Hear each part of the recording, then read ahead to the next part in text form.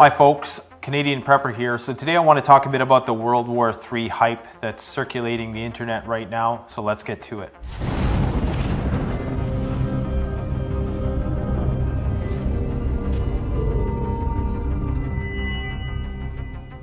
Alright, so a lot of people get really passionate about this issue, and I think it's because there's a lot of people who have been preparing for this for some time. Since the Cold War era, there's a lot of old-timer preppers out there who've long since anticipated some sort of global conflict on a scale involving the world superpowers, be they Russia, China, the United States.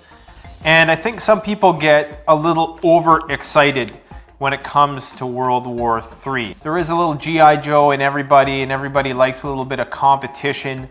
We are a warlike species, it would seem. So it seems that some people have a lot of fervor when they speak about, the coming World War III. And I think in the last week, I've seen more WW3 videos than I've seen in a long time. I know there's been a lot of stories coming out about Russian military exercises involving 40 million of their citizens.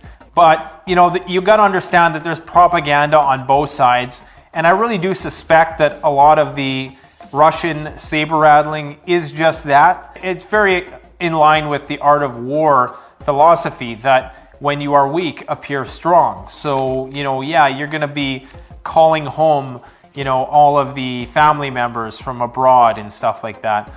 How legitimate is that? I don't know. You'd think that would be something that they would keep under the radar. I'm just trying to keep a level-headed approach about this because chances are there's a 90% chance that next year we'll be talking about the same thing. Like, let's get realistic. There is that slim chance that this could, escalate pretty quickly.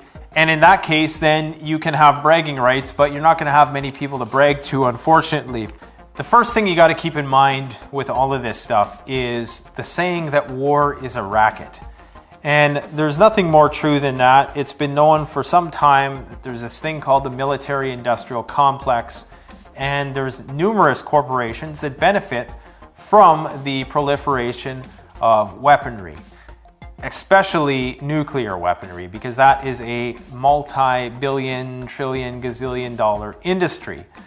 In fact, the United States budget alone is $500 trillion, and that's down significantly. If you factor in all the associated costs, it's probably more like $1 trillion. The United States black budget for the intelligence agencies anyways is $50 billion. Now that's just what we know about. And what a black budget is, that's basically money that's used for clandestine operations, equipment, technology that we don't know about, all manner of stuff like that.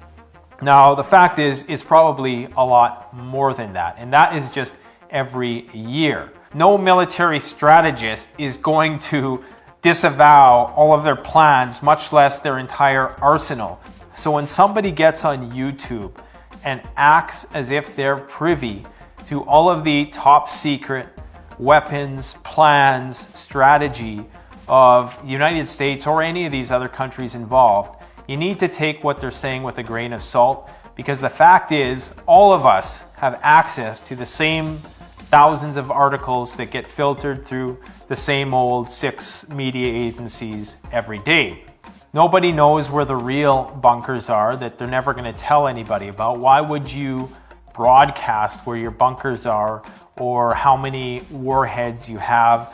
That's a problem I've always intuitively had with this idea of the US or Russia disclosing how many nukes they have. I think that idea is absolutely absurd. But just the idea that you think that they would tell you what they have or what their plans were is total bullshit. It's straight up 100% bullshit. Probably a lot of it is actually disinformation to take you away from the actual truth of the matter. On top of that, if they ever did push the button and they launched the nukes, you likely wouldn't know about it until they were inbound, because they're not going to create a panic. They need to be able to move around all their resources prior to anything like that. And by they, I mean the government, the military, whatever special interests are going to be involved there and people who are going to be privy or in the know to these things. I'm talking about the elites. I'm talking about the people who run the show in our world. They're going to be the ones who are going to have that opportunity to get the jump on everything. You're never going to see, the emergency broadcast system come on a week before the escalation of events and start telling people to go out and prepare. That would just create pandemonium, chaos in the streets. They're never going to tell you when shit is going to hit the fan. They're never going to tell you when shit is going to hit the fan. They're never going to tell you when shit is going to hit the fan. That is part of the whole game of preparedness. And that is why this is a game of chess, because you cannot rely on the media, on the television, to actually tell you when shit is going to hit the fan, because there's no interest for them to do that. There's no reason why they would do it. And they would probably rationalize it that we would be a greater danger to ourselves if they would let us know. Of course, most of us would call that bullshit, but that's just the way it is. So you have the wealthy business interests behind the scenes who benefit off war profiteering. It's called the military-industrial complex, in case you didn't know. There is the filters, the media filters, the fact that you're probably not going to know when they push the button, and you're probably only going to know when the missiles are inbound. You have the fact that you don't know what the strategy is. You don't know what the top secret military information is. We really don't know what's going on exactly with Syria. Yes, it's essentially, it seems to be boiling down to it's a proxy war between Russia and the United States for domination over resources, etc.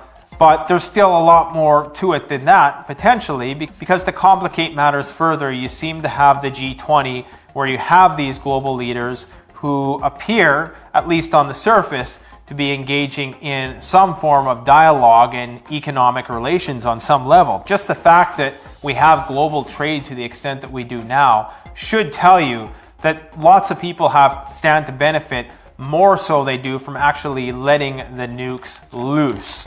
Not many people are going to benefit if they start nuking the place. That's just a reality. You got to watch out for the panic buying, because it's times like these where you're going to see prepping supply stores orders go through the roof because of this World War III rhetoric that's going on right now.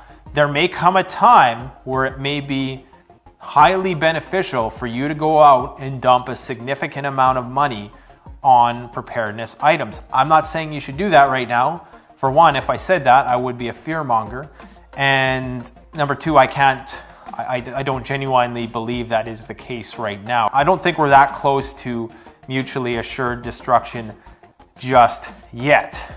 If you had 99% proof that the United States and Russia, there was an imminent world war brewing, then yes, I mean, it would be in your best interest to go out and dump as much of your money, resources, credit as you could on preparedness items: food, water, ammunition, medical supplies. Those four things: beans, bullets, band-aids, brains, body. Get whatever you have to do done, medical procedures, whatever you can. Do that before the doomsday clock approaches midnight, of course. And if all else, buying a 20-kilogram bag of rice, if that's all you got, at least that's going to take you through a few weeks. I mean, it's better than nothing. And going out and getting something like that right now is always going to be a practical bet, because you're always going to be eating rice at some point down the road. You really can't go wrong just going and buying food. Food, water are probably some of the most practical preparedness items that you can buy. I know some people are going to say ammo, but it gets to a point where ammo is a little impractical too if you have several thousand rounds. I'm not saying you shouldn't prepare it, but I'm just saying that food and water is probably priority for everybody, or should be. And of course, having some sort of fallout plan, because the fact is, most of you, if there was a nuclear exchange on that scale, would not be alive after it. Neither would I, potentially, depending on where these nukes struck. Now, with regards to the mutually assured destruction thing, I've heard different theories about how the nukes are more surgical and tactical now, that they wouldn't have to necessarily destroy the entire planet, that they could take out their enemies in such a way that they could go in afterwards, colonize, get a handle on things, maybe even prevent hundreds of nuclear power plants from going into meltdown and completely, irradiating the entire planet. Yes, I've heard theories like that. Do I think that's true? Not necessarily. I think that what we've been told for the most part about nuclear war is probably true. It would be very horrific. Most of us would not last. I think we'd be thrust back into the Stone Age. You're not going to see a lot of things manufactured for a long, long time. That is taking raw materials from nature and converting them into something usable that we now would recognize in our modern civilization as a tool or food or whatever. Yes, there might be some horticulture depending on, how good the soil is after something like that. So yes, there's lots of information and there's lots of YouTubers who have spent lifetimes researching all of the different angles of surviving a nuclear war, and I don't proclaim to be an expert on that. But again, a lot of that is theory too, so anybody who does proclaim to be an expert, take it with a grain of salt. So anyways, guys, I want you to take care out there, and some of the other video projects I've had on the go have been delayed a bit just because of these current events that are going on. Gangs of the Collapse will be a bit delayed. You got some gear reviews and all the rest, all the usual stuff coming right at you. So thanks for watching. Don't forget to like, comment, subscribe. Canadian Prepper out. Check out the Canadian Preppers Network blog, an excellent resource for survivalists and preppers.